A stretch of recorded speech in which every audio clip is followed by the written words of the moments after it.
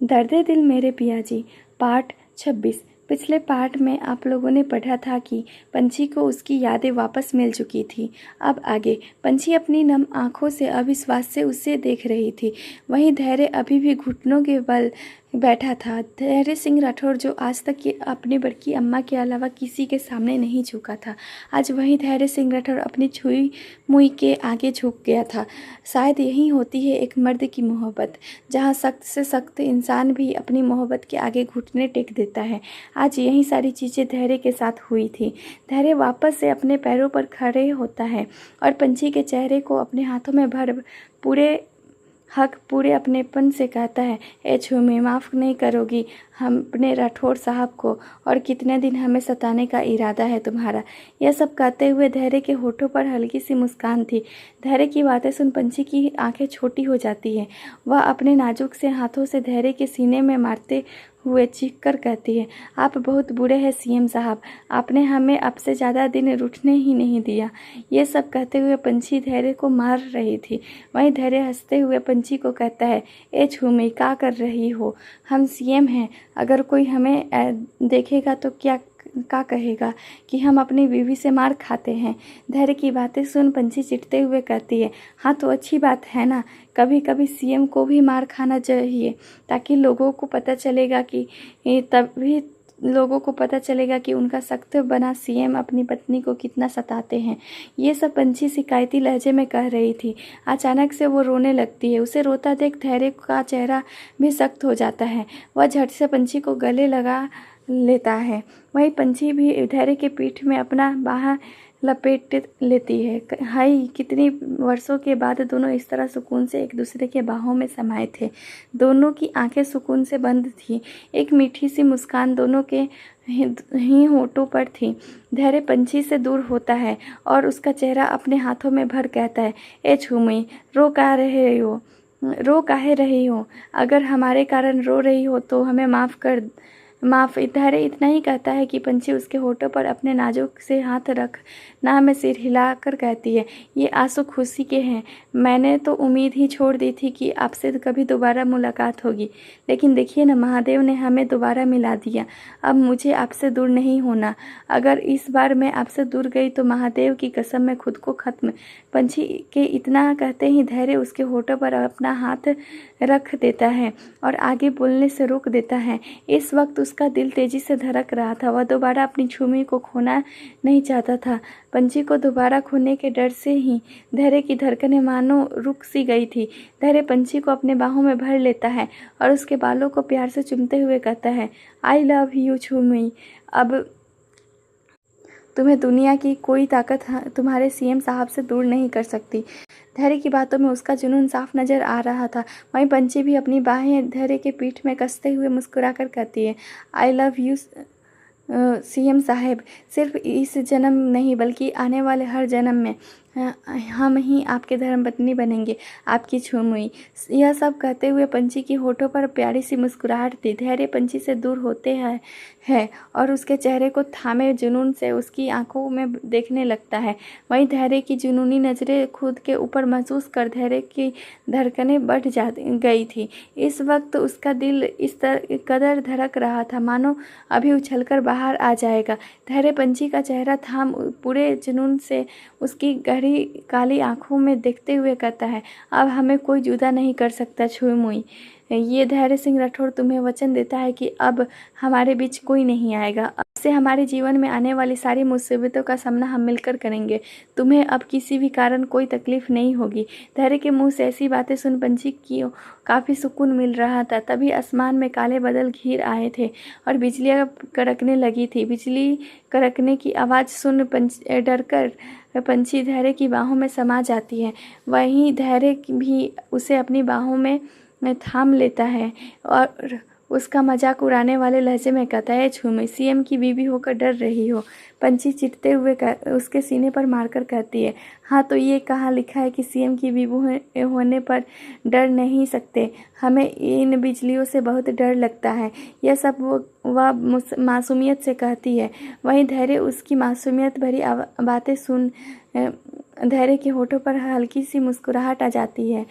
तभी tip tip बारिश गिरने लगती है। बारिश होते देख तो पंछी के खुशी का ठिकाना नहीं रहता। वह धैर्य से दूर होकर गोल गोल घूमने लगती है। वहीं बारिश तेज हो चुकी थी। पंछी को इस तरह बारिश में भीगता देख धैर्य के होठों पर मुस्कुराहट भी थी और वह पूरे जुनून से उसे देख रहा था। पंछी झट से अपने चप्पल वहां खोल देती है और बारिश का आनंद लेने लगती है। ये सब करते हुए वह बहुत प्यारी लग रही थी। बारिश काफ़ी तेज थी, जिस कारण पंछी की साड़ी उसके शरीर से चिपक चुकी थी। वहीं धैर्य भी पूरे तरह भीग चुका था। पंछी बारिश का मजा लेते हुए धैर्य को देखती है, जो उसे ही पूरी शिद्दत और जुनून से निहार रहा था। धैर्य को देख वो उसके पास जाती है और उसका हाथ पकड़े उसे अपने साथ लाकर उसके साथ डांस करने लगती है। बूंदे बरसाई है रब ने या चाहत बरसाई है, पहली बार हुई हो जैसे ऐसी बारिश आई है। पंछी धैर्य के इस इर्द गिर्द गोल घूमते हुए नाच रही थी। वहीं धैर्य अपने पेंट की जेब में हाथ डाले पंछी को प्यार से निहार रहा था। वह देखता है कि बारिश तेज होती जा रही है तो वह जाकर वहाँ पड़े हुए पंछी के चप्पल को उठा लेता है और अपने बीवी के चप्पल को हाथ लगाने में उसे कोई शर्म नहीं थी। वह नहीं मानता था कि पति पत्नी में किसी प्रकार की कोई अंतर, उसके लिए दोनों बराबर थे। बारिश का मजा लेते हुए जब पंछी की नज़र धैर्य पर जाती है तो वह हैरान रह जाती है। वह जल्दी से आगे बैठकर धैर्य की हाथ से अपने चप्पल लेने की कोशिश करते हुए कहती है, ये क्या कर रहे हैं आप? आपने हमारे चप्पल को हाथ क्यों लगाया? अब हमें पाप लगेगा। धैर्य पंछी के चप्पलों को उससे दूर करते हुए उसकी आंखों में पूरी शिद्दत से देखते हुए कहता है, क्यों हम तुम्हारे चप्पलों को हाथ क्यों नहीं लगा सकते? जब एक पत्नी अपने पति की सेवा कर सकती है तो उसका घर संसार संभाल सकती है, तो एक पति अपनी पत्नी की चप्पल क्यों नहीं छू सकता? और ये बेकार चीज़ें ना अपनी छोटे से दिमाग से निकाल दो कि कोई पाप लगेगा। तुम हमारी अर्धांगिनी हो, बराबर का हिस्सा है तुम्हारा। हम तुम्हें अपने पीछे नहीं अपने साथ देखना चाहते हैं। धैर्य की यही बातें और यही सोच तो थी जो पंछी को उससे बेशुमार मोहब्बत करने को मजबूर कर देती थी। पंछी प्यार से धैर्य को निहारने लगती है। वह आगे कुछ कह पाती उससे पहले ही धैर्य पंछी को गोद में लिए जंगल के रास्ते बढ़ जाता है। पंछी और धैर्य के बीच अब तक सारे गिले शिकवे दूर हो चुके थे। पंछी बारिश के पानी में किसी मोरनी की भांति नाच रही थी। वहीं पंछी को खुश देख धैर्य के होठों पर भी मुस्कान आ जाती है। बारिश अपनी रफ्तार में थी और पंछी गोल गोल घूम रही थी। इस वक्त उसका चेहरा ऊपर की तरफ था और आंखें बंद थी। बारिश का पानी सीधे उसके चेहरे पर गिर रही थी, जिससे उसको एक सुकून का एहसास हो रहा था। धैर्य वहाँ साइड में पड़े पंछी के चप्पलों को उठा लेता है और पंछी की तरफ बढ़ जाता है। वहीं पंछी जो खुशी से गोल गोल घूम रही थी, वह धैर्य के सीने से टकरा जाती है। धैर्य की करीबी से उसका दिल धड़कने लगता है। तभी उसकी नज़र धैर्य के हाथों में पड़ती है, जिससे वह परेशान होकर कहती है, ये क्या, आपने हमारे चप्पलों को हाथ कैसे लगाया? आप क्या हमें पाप का भागीदार बनाना चाहते हैं? इस वक्त पंछी के चेहरे पर चिंता की लकीरें उभर आई थी। तभी धैर्य झटके से उसे अपने बाहों में उठाकर भारी आवाज़ में कहता है, अपने छोटे से दिमाग में ज़्यादा दबाव देने की ज़रूरत नहीं है। ये सारी बेकार की बातें हैं। शादी के रिश्ते में बंधे दोनों लोगों का समान का अधिकार होता है और सबसे महत्वपूर्ण बात कि पत्नी दासी नहीं अर्धांगिनी होती है। इस बात ना हमेशा याद रखना। धैर्य की बातें सुन पंछी के होठों पर हल्की सी मुस्कुराहट आ जाती है। वह प्यार से धैर्य को निहारने लगती है। वहीं धैर्य पंछी को अपने बाहों में भरे जंगल के रास्ते चले जाता है। धैर्य पंछी को गोद में लिए जंगल में चले जा रहा था। तभी पंछी अपने गीले पल्लू से धैर्य के माथे पर मौजूद पानी को पूछते हुए कहती है, आप हमें उतार दीजिए, आप थक गए होंगे। पंछी की आवाज़ में एक फिक्र थी। वहीं धैर्य आगे बढ़ते हुए अपनी भारी आवाज़ में कहता है, छू मुई, तुमको का अपने सीएम साहब कमज़ोर लगते हैं? अरे तुम्हारा वजन ना हमें रुई जैसा लग रहा है। हम तो तुम्हारे जैसे और 2-3 को उठा सकते हैं। इतना कहकर वह पंछी को देख एक आंख दबा देता है। वहीं पंछी को का छोटा सा मुंह खुला रह जाता है। वह अपनी आंखें छोटी कर धैर्य को घूरते हुए कहती है, खबरदार, जो हमारे वाला किसी और को उठाया, आप सिर्फ हमें अपनी गोद में उठा सकते हैं। हमारे वाला आप किसी को भी अपने गोद में नहीं उठा सकते, हम इसकी इजाज़त नहीं देते। इतना कहा वह धैर्य के गले में अपनी बाहें लपेट लेती है। वहीं पंछी की इस प्यारी सी हरकत पर धैर्य को हंसी आ जाती है। वह हल्का सा हंसते हुए कहता है, लगता है कोई जल रहा है। पंछी चिढ़ते हुए मुंह बनाकर कहती है, हाँ, हम जल रहे हैं। और कुछ, अगर इस बार कोई चुड़ैल आपके करीब आने की कोशिश करेगी तो हम उस चुड़ैल को गंजी चुड़ैल बनाकर छोड़ेंगे, बोल देती हूँ मैं। पंछी की बातें में एक अधिकार, एक जलन साफ महसूस हो रहा था और यह सारी चीज़ें धैर्य की भी महसूस कर पा रहा था। उसे पंछी को ऐसा देख अच्छा लग रहा था। ऐसा महसूस हो रहा था कि मानो उसकी नटखट सी छुई हुई वापस लौट आई है। वह मुस्कुराते हुए आगे बढ़ जाता है। वहीं पंछी धैर्य के सीने से लग जाती है। धैर्य पंछी को लिए चले जा रहा था। वहीं पंछी उससे घने जंगल को देखकर मासूमियत से धैर्य से सवाल करते हुए कहती है, अगर हम इस गहरे जंगल में खो गए तो क्या होगा। इतना कहकर वह टुकुर टुकुर धैर्य को देखने लगती है। तभी धैर्य को एक शरारत सूझती है। वह पंछी को परेशान करने के लहजे में कहता है, अगर हम दोनों खो भी गए तो क्या हुआ, हम दोनों इसी जंगल में अपना बसेरा बना लेंगे।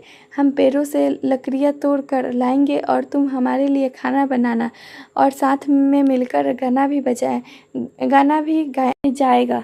हम तुम एक जंगल में खो जाए। धैर्य की बातें सुन पंछी उसे खुन्नस भरी नज़रों से देखने लगती है और फिर कहती है, जंगल में बाद में रह लेंगे, फिलहाल अभी कोई रहने का ठिकाना तो ढूंढिए, या फिर यूं ही पूरी रात हमें गोद में घूमने का इरादा है। हमें तो आपकी गोद में रहने में कोई दिक्कत नहीं है, वह तो आपके हाथ दुखने लगेंगे।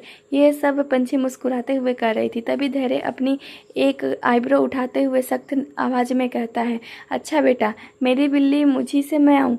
धैर्य की बातें सुन पंछी खिलखिलाकर हंसने लगती है। कुछ देर चलने के बाद उन्हें एक झोपड़ी नजर आती है।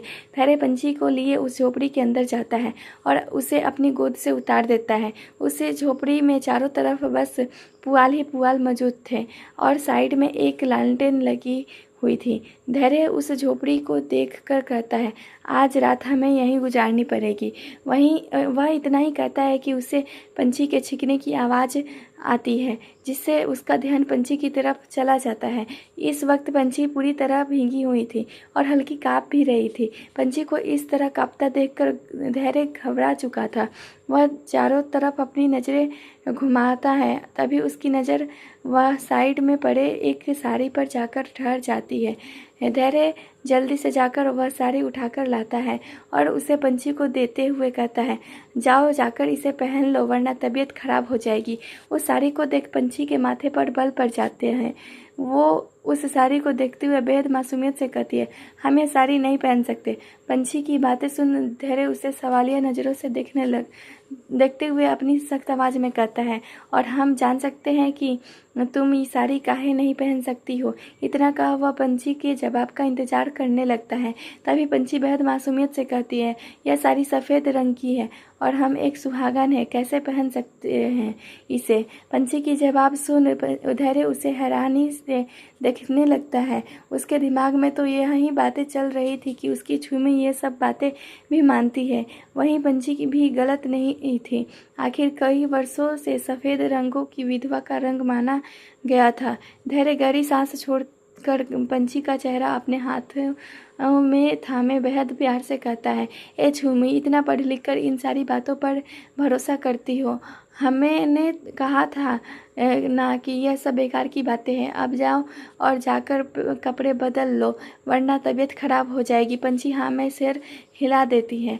फिर उस झोपड़ी को देखते हुए धैर्य से सवाल करते हुए कहती है, अगर कोई आ गया तो। धैर्य मुस्कुराकर कहता है, कोई नहीं आएगा, हम हैं ना।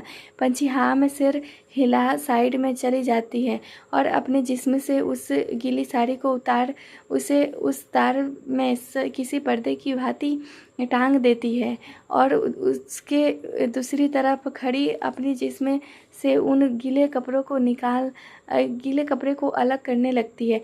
इसी एपिसोड में इनका रोमांस देखने को मिलेगा, तो अगला चैप्टर मिस मत कीजिएगा। उससे पहले आप चैनल को सब्सक्राइब कर लीजिए। कहानी पसंद आ रही है तो लाइक भी कीजिए। चलिए अब आगे बढ़ते हैं कहानी की ओर। धैर्य भी पूरी तरह भीग चुका था, इसलिए वो अपने शर्ट को खोल वहीं मौजूद एक तार पर सुखा देता है। इसके बाद साइड में पड़े हुए सूखी लकड़ियों को इकट्ठा कर उन्हें अपने लाइटर से जलाता है ताकि उस ठंड में उन्हें थोड़ी गर्मी का एहसास हो। धैर्य अभी आग के पास बैठा ही था कि तभी उसके कानों में पायल की आवाज़ आती है। उस आवाज़ को सुन एक पल के लिए सुकून से धैर्य की आंखें बंद हो जाती हैं। उस पायल की ध्वनि कुछ इस प्रकार की थी मानो उस ठंडे माहौल में भी उसके दिल को गर्माहट पहुंच रही हो। धैर्य अपनी नज़रें उठाए आवाज़ की दिशा में देखता है जहाँ पंछी सर झुकाए खड़ी थी। उस सफ़ेद रंग की सूती साड़ी में वह गजब ढा रही थी। उसके गीले बालों से पानी की बूंदें टपक रही थी। धैर्य तो मानो पंछी के उस खूबसूरत चेहरे में ही खो गया था, जिस कारण वह अपनी पलकें झपकाना तक भूल चुका था। धैर्य पंछी को प्यार से निहार ही रहा था कि पंछी को छींक आ जाती है। पंछी की छींक उसका ध्यान हट जाता है। एक बार फिर से पंछी ने उसके अच्छे खासे रोमांटिक मूड की बैंड बजा दी थी। पंछी मासूमियत से धैर्य को देखती है जो अपनी त्योरियां चढ़ाए हुए उसे ही घूर रहा था। धैर्य की घूरती हुई नज़रें देख वह वापस से अपना चेहरा झुका लेती है। हाय, पंछी की इस मासूमियत भरी हरकत से एक बार फिर धैर्य का दिल जोरों से धड़का दिया था। उसके दिल में तो मानो इस वक्त घंटियां बज रही थी। पंछी अभी भी अपनी जगह से हिली नहीं थी, वो अभी भी किसी स्टैचू की भांति खड़ी थी। तभी धैर्य उसे देखते हुए अपनी कड़क आवाज़ में कहता है, क्या हुआ, ऐसे कुतुब मीनार बने काहे खड़ी हो? बस धैर्य का इतना कहना की ही देर थी कि पंछी बुरी तरह चिढ़ जाती है। वह चिढ़ते हुए कहती है, हाँ, मुझे कुतुब मीनार बने खड़े होने का मन कर रहा है। आपको कोई दिक्कत है? पंछी का जवाब सुन धैर्य एक नज़र उसे देखता है, जिसके चेहरे पर सिर्फ चिर साफ नज़र आ रहा था। एक नज़र पंछी के चेहरे को देखने के बाद वो वापस से आग में लकड़ी डालते हुए बेफिक्री से कहता है, इस तरह खड़ी रही तो कुतुब मीनार से बर्फ़ की सिली बन जाओगी। धैर्य अभी भी आग में लकड़ी डाल रहा था। वहीं पंछी तो मानो बुरी तरह चिढ़ चुकी थी। वो पैर पटकते हुए जाकर आग के पास बैठ जाती है। पंछी धैर्य से दूरी बनाए बैठी थी। उसे देख साफ कहा जा रहा था कि वह अपनी नाराज़गी, अपना गुस्सा जाहिर कर रही थी। पंछी को दूर बैठा महसूस कर धैर्य आग को देखते हुए अपनी भारी आवाज़ में कहता है, तुमको पता है छूमे, इस जंगल में ना सालों पहले एक पति पत्नी रहा करते थे। दोनों एक दूसरे से बहुत प्रेम करते थे, लेकिन फिर एक दिन दोनों की जान चली गई। पर कुछ लोगों का कहना है कि वो दोनों की आत्मा अभी भी इसी जंगल में भटक रही है। धैर्य जैसे जैसे पंछी को कहानी सुना रहा था, पंछी वैसे वैसे ही खिसकते हुए धैर्य के करीब आ रही थी। कुछ ही देर में वह किसी चुंबक की तरह धैर्य से चिपक जाती है। धैर्य समझ चुका था कि उसकी छुई को डर लग रहा है। उसे पंछी की इस हरकत पर हंसी तो बहुत आ रही थी, लेकिन उसने अपनी हंसी को काफ़ी मुश्किल से रोक रखा था। धैर्य पंछी को प्यार से निहारते हुए कहता है, क्या हुआ, डर लग रहा है का? पंछी में अपना सर हिलाए अपने डर को छुपाने की नाकाम कोशिश करते हुए कहती है, छी, क्या बोल रहे हैं आप? हम भला क्यों डरने लगे? वह तो हम आपके करीब इसलिए बैठे हैं ताकि आप ना डर जाएं। इतना कहकर वह अपने चूहे जैसे दांत दिखा देती है। वहीं धैर्य अपनी आंखें छोटी कर उसे घूरते हुए कहता है, अच्छा एक काम कीजिए, दूर होकर बैठ जाइए, हमें डर नहीं लग रही है। बस धैर्य के मुँह से यह सुनना ही था कि पंछी किसी बंदर के बच्चे की भांति से चिपक जाती है। उससे कसकर धैर्य को पकड़ रखा था। धैर्य खुद को पंछी से छुड़ाने की कोशिश करता है। तभी पंछी मासूमियत से कहती है, क्या कर रहे हैं आप? मासूम सी बच्ची पर दया नहीं आती कि है क्या? इतना का वह अपनी गुड़िया जैसी आंखों को टिमटिमाते हुए धैर्य को देखने लगती है। वहीं धैर्य भी उसकी आंखों में खो गया था। तभी जोरों की बिजली कड़कती है, जिससे डरकर पंछी धैर्य के खुले सीने से जा लगती है। उस वक्त पंछी के कांपते हुए होठ धैर्य को अपने सीने पर महसूस हो रहे थे, जिससे धैर्य की तो मानो कपकापी छूट रही थी। उसकी सारे सांसें भारी हो चुकी थी। धैर्य गहरी गहरी सांसें लेते हुए अपनी भारी आवाज़ में कहता है, ए झूमी, दूर हो जाओ हमसे, वरना आज खुद को रोक नहीं पाएंगे। आज ही सारी सीमाएं लांघ देंगे। धैर्य की बातें सुन पंछी धैर्य से दूर होकर उसकी आंखों में चाहिए मदहोशी को देखते हुए कहती है, हम चाहते हैं कि आज सारी सीमाएं लांघ दें, पूरी तरह हमें खुद में समा लें। आज हम पूरी तरह से आपकी होना चाहती हैं। आज आप हमें पूरी तरह से अपना बना लीजिए। हम तड़प रहे हैं सीएम साहब आप प्यार के लिए। पंछी इतना ही कहती है कि धैर्य धीरे धीरे उसके होठों पर अपने होठ रख देता है। इस एहसास से ही पंछी की आंखें सुकून से बंद हो जाती है और उसके बाद आंखें से कुछ आंसू के बूंद बह निकलते हैं। आखिर 3 सालों से इस प्यार के लिए वो तड़प रही थी और आज जाकर उसकी वो तड़प खत्म हो रही थी। पंछी के होठों को प्यार से चूमते हुए धैर्य उसे लिए वहीं लेट जाता है। इस वक्त धैर्य पंछी के ऊपर था। वह प्यार से पंछी के गले को चूम रहा था, जिससे पंछी की मीठी मीठी सिसकियाँ निकल रही थी। वह अपने हाथों में धैर्य के बालों को जकड़ लेती है। पंछी के गले को चूमते हुए धैर्य उसके पलों को नीचे कर देता है, जिससे पंछी की पलकें शर्म से झुक जाती है। पंछी की झुकी पलकें को देख धैर्य हौले से उसकी झुकी हुई पलकों को चूमकर कहता है, आज तुम्हारी ये पलकें झुकनी नहीं चाहिए। आज तुम्हारी नज़रें सिर्फ हम पर बनी होनी चाहिए और तुम्हारे में से भी सिर्फ हमारे सीएम साहब का नाम निकलना चाहिए। धैर्य की बातें सुन पंछी के चेहरे पर शर्म की लाली बिखर जाती है। वह झट से धैर्य को अपने बाहों में समाकर कहती है, आई लव यू सीएम साहब। धैर्य भी पंछी के बाहों में समाये हुए कहता है, आई लव यू टू मेरी छुई मुई। दोनों के चेहरे पर इस वक्त सुकून था। धीरे धीरे रात गहरा रही थी और इसी के साथ उनका प्यार भी परवान चढ़ रहा था। बाहर बारिश अभी भी काफ़ी तेज़ थी और ठंड का एहसास करवा रही थी, लेकिन अंदर दो जिस्म एक दूसरे को गर्मी का एहसास करवा रहे थे। कुछ ही देर में दोनों के कपड़े आसपास बिखरे हुए थे और दोनों के ऊपर बस वह सफ़ेद रंग की साड़ी थी। पंछी तो मानो पूरी तरह धैर्य के बाहों में समा चुकी थी। वहीं धैर्य भी पंछी के बालों में प्यार से हाथ फेर रहा था। उसके चेहरे पर आंसुओं के निशान साफ नजर आ रहे थे, लेकिन अब तक वह नींद की आगोश में जा चुकी थी। पंछी के आंसू इस बात की गवाही दे रहे थे कि उसने आज एक अलग दर्द को महसूस किया था, लेकिन यह दर्द भी उसके लिए काफ़ी मीठा था। धैर्य प्यार से पंछी के बालों में हाथ फेर रहा था। इस वक्त उसके चेहरे पर एक अलग ही चमक थी। वह प्यार से पंछी के माथों को चूमकर कहता है, धन्यवाद झूमी, आज हम दोनों पूरी तरह से एक हो गए। अब हमें कोई अलग नहीं कर सकता। अब से ये झूमी पूरे तरीके से अपने सीएम साहब की हो गई। अब हम कभी तुम्हें खुद से दूर नहीं जाने देंगे और ना हमारे बीच किसी को आने देंगे। इस वक्त धैर्य की आंखों में पंछी के लिए जुनून साफ नजर आ रहा था। पंछी को निहारते हुए वह भी नींद के आगोश में चले जाते हैं। आज सही मायने में धैर्यांशी एक हुए थे। इतने सालों की उनकी तरफ अब जाकर ख़त्म हुई थी। वह दोनों सुकून से एक दूसरे के बाहों में समाये हुए थे। वह भी आने वाले खतरे से बेखबर। वह दोनों इस चीज़ से पूरी तरह बेखबर थे कि एक नई मुसीबत उनके द्वार पर बेसब्री से उनका इंतज़ार कर रही है। सुबह का वक्त, सूरज सर पर आ चुकी थी। पूरे जंगल में पंछियों की आवाज़ें गूंज रही थी। वह सारी चीज़ें से बेखबर धैर्य और पंछी एक दूसरे की बाहों में सुकून से सो रहे थे। हम दोनों को देख ऐसा लग रहा था मानो कई वर्षों बाद उन्हें सुकून की तलाश हुई है। पंछी इस वक्त किसी बंदर के बच्चे की तरह धैर्य से लिपट कर सो रही थी। उन दोनों के ऊपर वह सफ़ेद रंग की साड़ी मौजूद थी। कुछ ही देर में धैर्य की नींद टूटने लगती है। वह धीरे धीरे अपने आँखें खोलता है। नींद से उठने के कारण उसे कुछ देर सब कुछ धुंधला धुंधला नज़र आता है। लेकिन 4-5 बार अपनी पलकें झपकाने के बाद उसे सब कुछ साफ साफ नज़र आने लगता है। आंखें खोलते ही धैर्य की नज़र पंछी के मासूम चेहरे पर जाकर ठहर जाती है। सोते हुए पंछी बहुत मासूम लग रही थी। धैर्य काफ़ी प्यार से पंछी को निहार रहा था।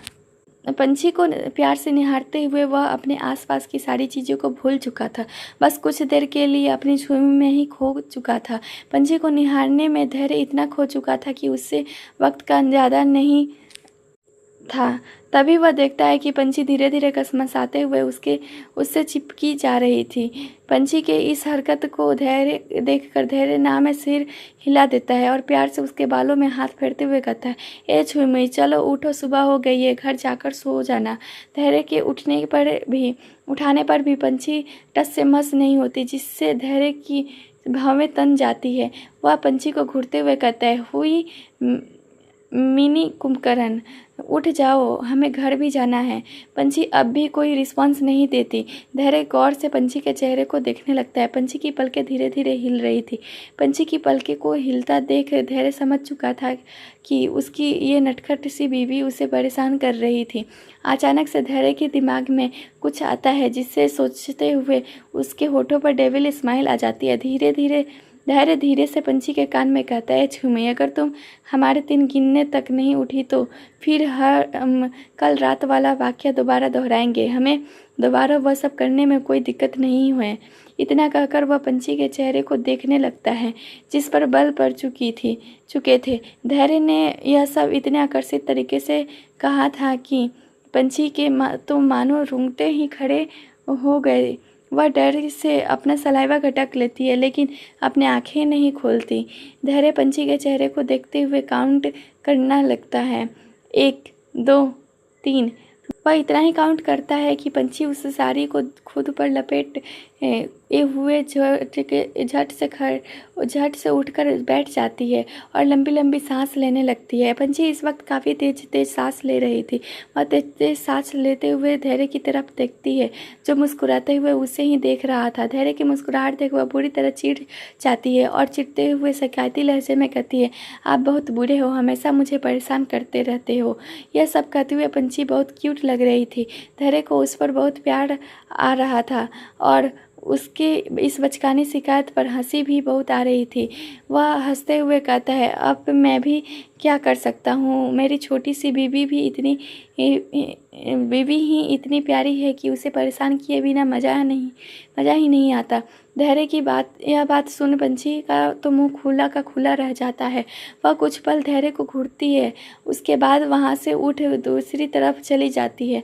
अब तक उसके कपड़े भी सूख चुके थे। वह उन कपड़ों को पहन लेती है और कुछ ही देर में वह दोनों वहाँ से निकल जाते हैं। सारे रास्ते बस पंछी को बीती रात की बातें याद आ रही थी।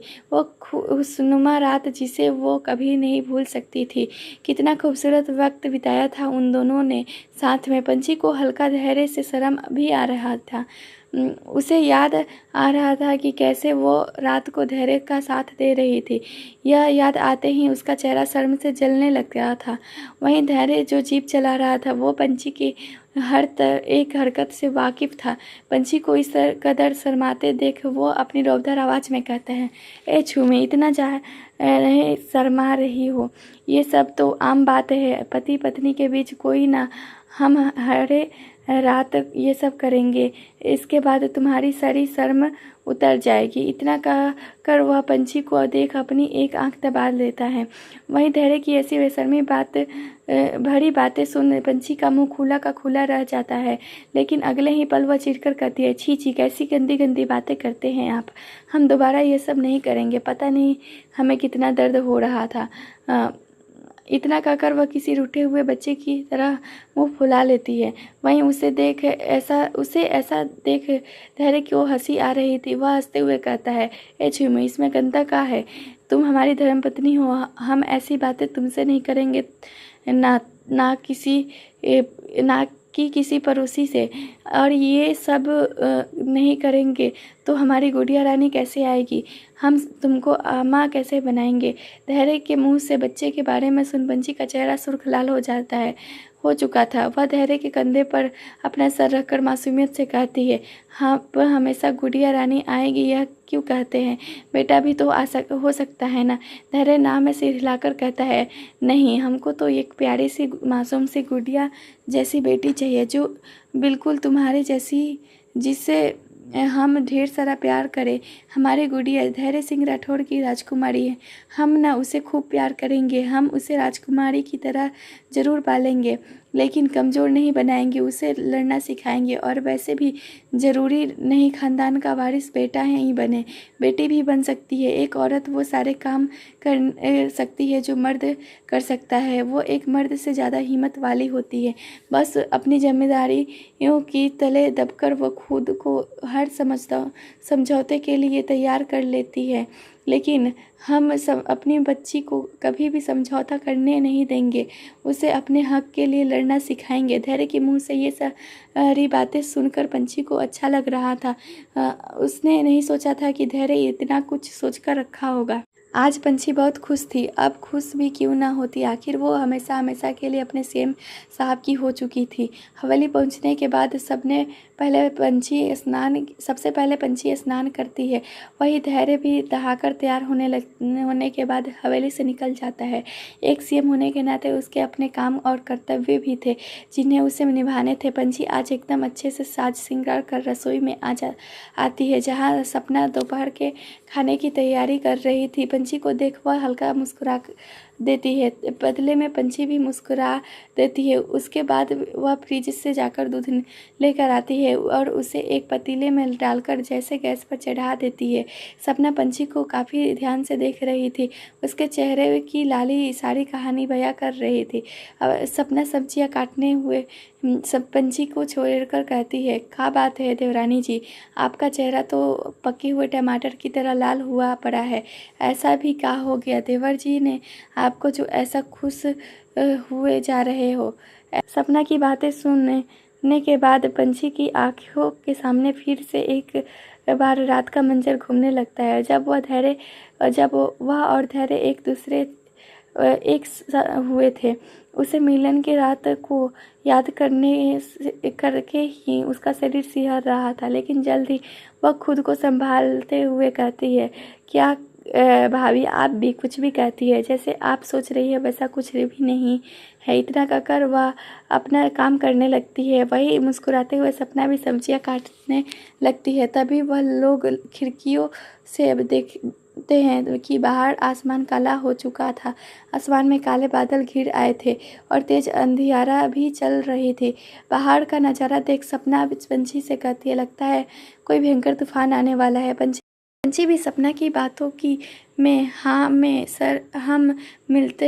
हम मिलते हुए कहती है, हाँ भाभी, आप सही कह रही हो। कुछ देर पहले तक तो आसमान एकदम साफ था, लेकिन अब देखो कैसे काले बादल घिरे आए हैं। आप खीर देख लीजिए, मैं छत से कपड़े उतार कर आती हूँ। इतना कहकर वह रसोई से निकल जाती है। वही सपना खीर में चम्मच चलाने लगती है। पंछी भागते हुए बिना चप्पल के छत पे आ जाती है। वहाँ काफ़ी ठंडी ठंडी हवाएं चल रही थी। पंछी जल्दी जल्दी तार से कपड़े उतारते हुए कहती है, ये अचानक मौसम कैसे ख़राब हो गया। ये गर्मियों के दिनों में मौसम का भी क्या कहना, गिरगिट की तरह रंग बदल देते हैं। पंछी जल्दी जल्दी कपड़े उतार रही थी, तभी उसके कानों में गाड़ी के रुकने की आवाज़ आती है, जिसे सुन वह अपने मन में कहती है, इस वक्त कौन आया है। वह जाकर रेलिंग के पास खड़ी नीचे देखने लगती है, जहाँ एक सफ़ेद रंग की टैक्सी रुकी थी। उस टैक्सी के रुकते ही पिछली सीट से एक दरवाज़ा खुलता है और एक औरत सफ़ेद साड़ी पहने पूरे रौब से उतरती है। उसके चेहरा उसे नज़र नहीं आ रहा था, इसलिए वह कपड़े लिए छत से नीचे चले जाती है। वहीं वो औरत अपनी गहरी नज़रों से राठौड़ हवेली को घूर रही थी।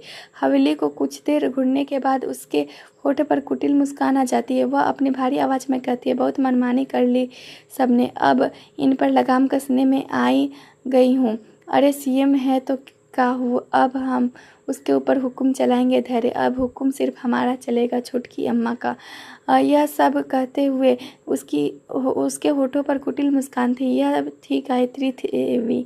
बड़की अम्मा की मुँह बोली, बेटी, अपने भाइयों से बड़े होने के कारण इस हर तरह का मान सम्मान दिया जाता था। सभी इसे छोटकी अम्मा कहते थे। छोटकी अम्मा अभी हवेली को निहार ही रही थी कि तभी आगे से पैसेंजर सीट से एक आदमी उतरता है। वह आदमी अपने मुंह में पान चबा रहा था। वह अब उस पान को वहीं थूक देता है और उसका पूरा मुंह लाल था। मध्यम कद कुर्ता और जीन्स पहने, पैरों में कोल्हापुरी चप्पल पहने। यह था केशव, छोटकी अम्मा का बड़ा बेटा। यह शादीशुदा था। इनकी बीवी बच्चे गांव में थे, लेकिन औरतों के मामले में इनका किरदार कुछ साफ नहीं था। केशव छोटकी अम्मा को देख मुस्कुराते हुए कहता है, अम्मा अंदर चले। छोटकी अम्मा हाँ में सिर हिलाते केशव के साथ हवेली में दाखिल होते हुए अपनी रौबदार आवाज़ में कहती है, एक कहाँ मर गए सब के सब, हम आ रहे हैं, किसी को भी खैर खबर लेना नहीं है का। छोटकी अम्मा की बातें सुन सभी नीचे आ जाते हैं। छोटकी अम्मा और केशव को देख तो सुलेखा जी का मुंह बन जाता है, लेकिन ना चाहते हुए भी वह और उनके पति छोटकी अम्मा के पैर छूते हैं। धीरे धीरे कर सभी छोटकी अम्मा के पैर छूते हैं। तभी उस पंछी ऊपर से नीचे आती है। वह छोटकी अम्मा और केशव को नहीं पहचानती थी, इसलिए उन्हें अजीब सी नज़रों से देखने लगती है। तभी छोटकी अम्मा की नज़रें पंछी पर जाकर ठहर जाती है। पंछी को देख छोटकी अम्मा की भवें तन जाती है। वह अपनी कड़क आवाज़ में कहते हैं, लौंडिया कौन है सुलेखा। छोटकी अम्मा की बातें सुन सुलेखा जी जैसे कुछ कहने वाली होती है, तभी वहाँ धैर्य की भारी मर्दाना आवाज़ गूंजती है, हमारी धर्मपत्नी पंछी सिंह राठौड़ है। धैर्य की आवाज़ सुन सभी आवाज़ की दिशा में देखते हैं। वहीं धैर्य के मुंह से पंछी के लिए धर्मपत्नी सुन छोटकी अम्मा का तो मानो सांप सूंघ गया था।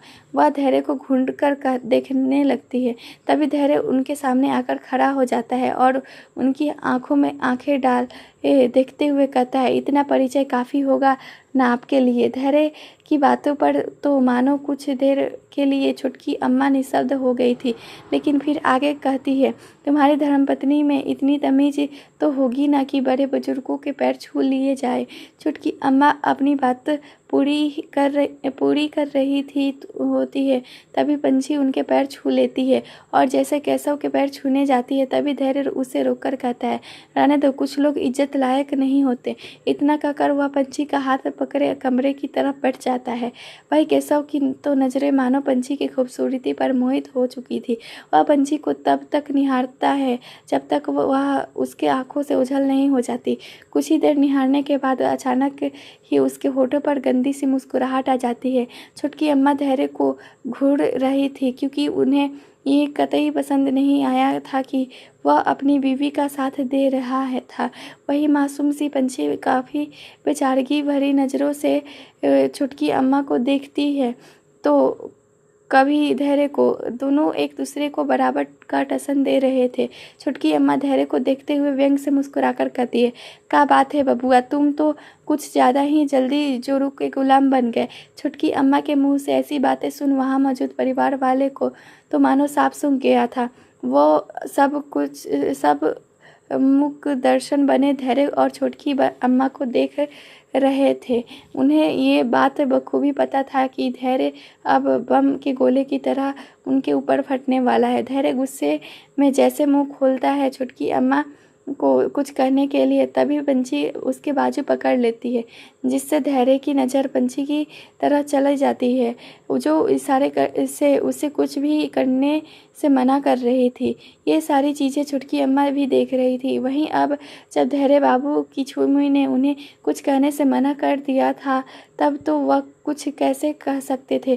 धैर्य को इस वक्त गुस्सा तो बहुत आ रहा था, लेकिन वह अपने गुस्से को कंट्रोल करने की कोशिश करते हुए अपनी आईब्रो रब करते हुए ज़बरदस्ती मुस्कुराकर कहता है, मेहमान बनकर आए हो तो मेहमान नवाजी करवाइए और चलते बनिए, काहे गाली और लात खाने का काम कर रही हो। इतना कहा वह उन्हें एक वार्निंग भरा लुक दे पंछी का हाथ पकड़े सीढ़ियों की तरफ बढ़ जाता है। वही छोटकी अम्मा तो मानो इस वक्त खून का घूंट पीकर बैठी थी। वह खुन्नस भरी नज़रों से धैर्य को वहाँ से जाते हुए देख रही थी। वही वही उनके बेटे केशव की नज़र तो सिर्फ और सिर्फ पंछी पर बनी हुई थी। वो उसे अपनी लालचाई नज़रों से देख रहा था। शायद बेचारा भूल चुका था कि पंछी बीवी किसकी है, धैर्य सिंह राठौर की। अगर किसी ने भी उसकी छुईमुई को नज़र भर देखा तो वो इंसान को फाड़ कर रख देगा। सुलेखा जी जल्दी इससे झटकी अम्मा के पास आती है और मुस्कुराते हुए कहती है, छोड़िए ना जीजी, आपको तो पता ही होगा कि लल्ला थोड़ा गर्म दिमाग का है। आप उनकी बातों दिल से मत लगाइए। चलिए हम आप लोगों को आपका कमरा दिखा देते हैं। इतना कहकर वह उन्हें लिए गेस्ट रूम की तरफ बढ़ जाती है। वहीं उनके जाने के बाद सपना जो वहीं खड़ी थी, वह अपने पति मिथिलेश के पास आकर कहती है, ये केशव क्यों आया है? उसका यहाँ आने हमें बिल्कुल भी अच्छा नहीं लगा। आप उन्हें कहो यहाँ से चले जाइए। सब कहते हुए सपना थोड़ी सीरियस लग रही थी। वही मिथिलेश लंबी सांस छोड़कर अपना सपना को समझाने के लहजे में कहता है, तुम चिंता मत करो, इतिहास दोबारा नहीं दोहराएगा जाएगा। सपना उम्मीद है ऐसा कुछ ऐसा ही कुछ हो, वरना आप जानते हैं कि अगर इस बार केशव ने कुछ किया तो इस हवेली से उसकी लाश ही जाएगी। इतना कह वह रसोई की तरफ बढ़ जाती है। वहीं मिथिलेश परेशानी से अपने बालों में हाथ फेरकर कहता है, उम्मीद है इस बार ऐसा वैसा कुछ ना हो। कुछ तो राज था जो अतीत से जुड़ा था, जिसका बाहर आना शायद बाकी था। शाम का वक्त, धैर्य इस वक्त शीशे के सामने तैयार हो रहा था। वह अपने शर्ट के बटन लगा ही रहा था कि तभी पंछी उसके सामने आकर खड़ी हो जाती है। इस वक्त पंछी का मुंह लटका हुआ था। धैर्य शीशे में अपने बाल सही करते हुए अपनी भारी आवाज़ में कहता है, क्या हुआ? पंछी मासूमियत से उसके शर्ट के बटन में उंगलियां चलाते हुए अपनी भारी सी आवाज़ में कहती है, आप हमें अकेला छोड़कर जा रहे हो? पंछी के चेहरे पर उदासी साफ नजर आ रही थी। वहीं पंछी का मुरझाया हुआ चेहरा देख धैर्य को बिल्कुल भी पसंद नहीं आता। उसे तो हर वक्त अपनी हंसती खिलाती हुई छुई पसंद थी। धैर्य पंछी के कमर पर हाथ रख झट से उसे अपने करीब करता है, जिससे पंछी धैर्य के सख्त सीने से लग जाती है। तो वो धीरे से अपनी पलकें उठाए धैर्य की तरफ देखने लगती है, जो बेहद जुनून से उसे ही देख रहा था। पंछी अपने हाथों से धैर्य के गले में लपेट कर मुस्कुराते हुए उसे देखने लगती है। वहीं धैर्य थोड़ा सा नीचे झुककर पंछी के नाक से अपनी नाक को छूकर मुस्कुराकर कहता है, तो हमारी छूमी चाहती है कि हम उसे छोड़कर ना जाएं। सोचने की एक्टिंग करते हुए, अच्छा ठीक है, हम नहीं जाते हैं। हम ना अपनी इस प्यारी सी बीवी को ढेर सारा करेंगे। इतना कहकर वह अपना एक आंख दबा देता है, जिससे चिढ़कर पंछी उसे ये सीने पर मारते हुए किसी रूठे हुए बच्चे की तरह कहती है, आप बहुत बुरे हैं, हमेशा हमें परेशान करते हैं। जाइए, हम आपसे बात नहीं करेंगे। जाइए, हम बात नहीं करते आपसे। पंछी की इतनी मासूम सी शिकायत सुन धैर्य हंसने लगता है। वह झट से अपने हाथ को पंछी के कमर पर लपेट उसे अपने करीब कर लेता है। अचानक से धैर्य के करीब आने से पंछी की धड़कनें तेज हो जाती है। वह अपने धड़कते दिलों को साथ धैर्य को आंखों में देखने लगती है। वही धैर्य भी अपने पलके झपकाए पूरे शिद्दत से पंछी की आंखों में खोया हुआ था। खिड़की खुली हुई थी, जिससे ठंडी ठंडी हवाएं कमरे के भीतर आ रही थी। वहीं पंछी के जुल्फे उड़कर उसके चेहरे पर आ रही थे। धैर्य धीरे से पंछी की जुल्फे को उसके चेहरे से हटाता है और उसके चेहरे को अपने हाथों में थामकर उसकी आंखों में देख बेहद जुनून और शिद्दत से कहता है, उस भगवान ने भी क्या गुमान किया होगा जब उसने तुझे मेरे लिए बनाया होगा। कहा एक सख्त मिजाज बाहुबली, जिसने कभी किसी के बारे में नहीं सोचा, जिसे अपनी ज़िंदगी में औरत की परछाई से भी नफरत थी। आज वो एक मासूम सी लड़की से बेपनाह प्यार इश्क करता है। मेरा ये इश्क कान्हा की तरह नहीं है, जो मैं तुम्हारे वियोग का दर्द सह लूँ। मैंने तुम्हें वैसा ही इश्क किया है जैसे कभी महादेव ने माता सती से किया था। तुम्हारे लिए इस पूरे संसार को जला दूँ ये तो नहीं कहूँगा, लेकिन ये ज़रूर कहूँगा कि तुम्हारे साथ गलत करने वाले का ख्याल भी अपने मन में लाने वाले को जिंदा दफना दूंगा। धैर्य की आवाज़ में एक जुनून था, एक पागलपन था जिससे पंछी भी अंदर तक सिहर जाती है। इस वक्त उसके होठ हल्के हल्के काँप रहे थे। तभी धैर्य की नज़र पंछी के होठों पर चली जाती है। वही धैर्य धीरे धीरे पंछी के होठों की तरफ बढ़ने लगता है। इस एहसास से पंछी की आंखें सुकून से बंद हो जाती है। आपको कहानी का 26वां भाग कैसा लगा कमेंट में ज़रूर बताइए। आगे की कहानी अगले भाग में पढ़िए। तब तक के लिए धन्यवाद। मेरे साथ ये कहानी सुनिए दोपहर 12:30 बजे और अपनी समीक्षा देना ना भूलें। चैनल पर नए हैं तो चैनल को सब्सक्राइब करें और सुनिए रोज़ एक नई कहानी। तब तक के लिए आप हमारी पुरानी कहानियों को भी सुन सकते हैं। धन्यवाद।